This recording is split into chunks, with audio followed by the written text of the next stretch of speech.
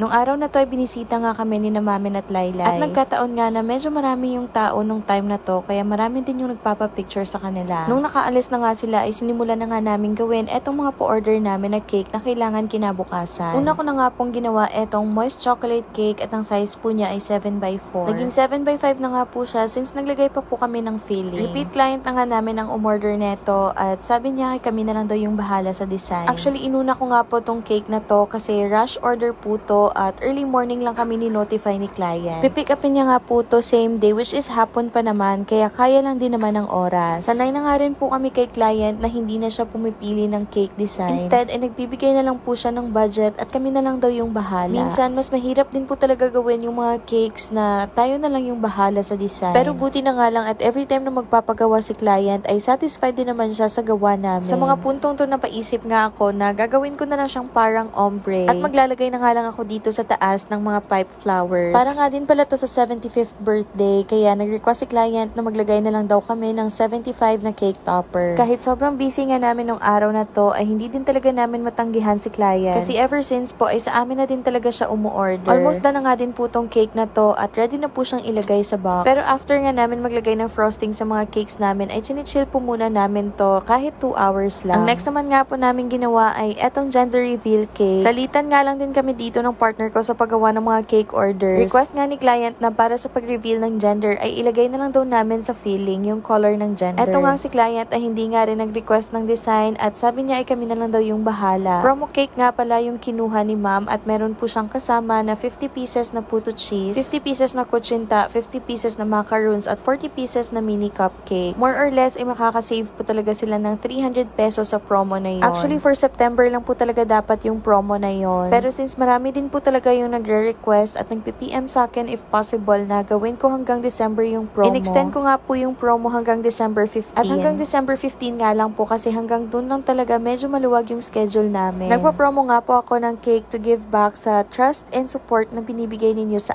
amin. Ever since nga po nung nagka-shop kami dito sa Bago City ay hindi ko na po talaga alam kung kailan yung huling tulog ko na kumpleto yung 8 hours. But don't get me wrong po kasi no-overwhelm lang po talaga ako sa support na nakukuha namin. Gabi na nga nung ginawa ko etong third na cake kasi na busy po kami sa mga walk-in clients. Eto nga po ay nakaschedule for pick up the next day ng 7 AM. At dalawang cake nga po yung in-order ni client sa akin kasi first birthday and christening po ng anak niya. Pinili nga ang flavor ni client dito sa unang cake ay Choco Moist at for christening po siya. Third cake and third client na nga to na nagsabi na kami na lang daw yung bahala sa design. Promo cake nga din po tong kinuha ni client at meron nga din po siyang ibang kasama na inclusions. Eto nga pong cake promo namin ay applicable lang po siya sa soft icing and printed details. Kapag naman po fondant cakes ay individual pricing po talaga yung binibigay namin kasi alam naman natin kung gaano po kahirap gumawa ng mga fondant toppers. Eto naman po yung pangalawang cake na napili ni client at ang napili nga po niyang flavor ay strawberry chiffon. Para nga po dito sa strawberry chiffon ay gumamit nga po ako dito ng strawberry flavoring. Para naman po sa filling ay gumamit lang ako ng whipped frosting at naglagay lang ako ng strawberry flavoring. Super bango at super sarap nga din gamitin itong mga flavor aids ng Bakersfield. Gamit ko nga din po to sa mga cakes ko kasi alam ko na hindi talaga ako mapapahiya dito. Dito naman po sa second cake na order ni client, ang request niya lang ay flower design na cake. At tingnan nyo naman po kung gaano ka-stable yung mga rosettes na pinipe ko gamit yung whipped frosting. 1M nga po pala yung gamit kong tip dito. At ito na nga po yung finished look nitong cake. Pang-limang cake naman na gagawin namin ay naka-promo nga din po siya. At ang size nga po ng cake sa promo namin ay 7x4 at for chiffon based po siya. Kapag naman po gusto ng Choco Moist flavor ni client ay nagpapa-additional na lang po ako. Ang dami nga po namin cake na ginawa nung araw na to. At yung assistant baker ko naman po yung gumagawa ng mga kakanins na order din sa amin. Buti na nga lang at marunong na nga rin yung assistant baker ko na gumawa ng mga finger foods. Kasi yun po talaga yung medyo matagal gawin. Buti na nga lang at nagsasalitan kami ng partner ko sa pag-icing ng mga cakes. Pasara na nga rin yung shop namin at marami nga rin yung nagwo-walk-in sa amin last minute. Kaya hindi talaga ako makatuloy-tuloy sa paggawa ng mga cakes kasi ako talaga yung humaharap para kumausap sa clients. Anyway, napaka-cute nga pala ng design ng cake na to. At eto nga po ay para sa first monthly milestone ng baby ni client. Eto na nga po yung mga cakes na natapos na namin gawin. At aside nga po dito ay meron pa pong naka-crumb coat na ng mga cakes na lalagyan na lang ng frosting bukas. At eto nga din po yung mga kakanins na nakaschedule for morning pick up. Then yung mga nakaschedule naman po for afternoon ay bukas na lang namin gagawin. Since gusto din talaga namin na ma-maintain talaga yung freshness ng mga products namin. Kinabukasan nga ay eto pa yung mga cakes na hinabol namin for afternoon schedule. Super thankful po po ako na grabe yung trust nyo sa amin. At sana hindi po talaga kayo magsawa na mag-order sa amin.